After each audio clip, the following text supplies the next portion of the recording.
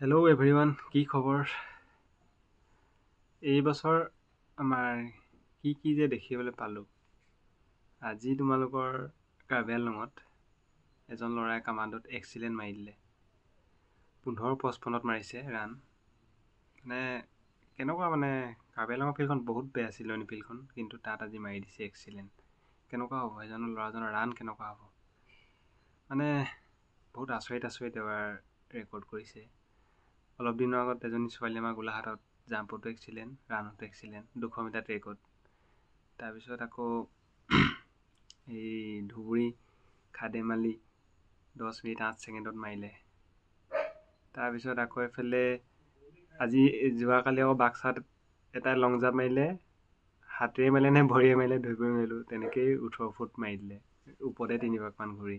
আকৌ আজি এজন ল'ৰাই চিলনীত মাৰিলে ৰাণ, কামাণ্ডোত এক্সিলেণ্ট। এইখিনি ভবা নাই যে এনেকুৱা এটা মাৰিব। হয়তো 32ও সেই টাইমত মাৰিব বুলি ভবা নাছিলোঁ, কামাণ্ডো এক্সিলেণ্ট মাৰিব বুলি ভবা নাছিলোঁ, হয়তো কোনেও ভবা নাই, কিন্তু নভবা নিচিন্তা ৰেকৰ্ড এটা কৰি দিছে।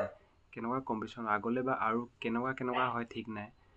এতিয়া বহুত বেলেগ পৰিস্থিতি হৈ আছে, ভাল ল'ৰা ওলাই আছে, কম্পিটিশ্যনটো অলপ টাফ হৈ গৈ আছে। কষ্ট কেনেকুৱা কৰিছে, কামাণ্ডো যদি এক্সিলেণ্ট মৰা হয়, কষ্ট কেনেকুৱা হৈছে। চিলনী ফিল্ডখন ইমান বেয়া, আমাৰ ফিল্ডলৈ আহে চিলনী ইণ্টাৰভিউ মৰা ল'ৰা, আমাৰ কাৰ্বি আংলঙত লাগিয়ে আছে। সেই ল'ৰাবোৰে ইয়াত যিটো ৰাণ মাৰি টাইমিঙত কৈছে, সেইটো টাইমিং তাত পৰা নাই। ওখ চাপৰ এনেকুৱা হয়, আকৌ তেনেকুৱা এখন ফিল্ডত খালী ভৰিত। তোমালোকে এইখনৰ ফটোখন দেখাই দিছোঁ, চাই ল'ব পাৰা।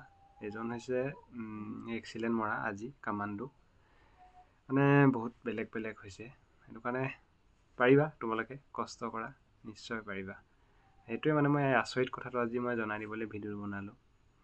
কেনেকুৱা হৈ আছে বস্তুটো। ফটোখন এইখনেই হয়, ল'ৰাজনে ভালকৈ ডিটেইলছখিনি পোৱা নাই, মই ফটোখন পাইছিলোঁ মই খবৰটো দি দিলোঁ সকলোকে। ঠিক আছে।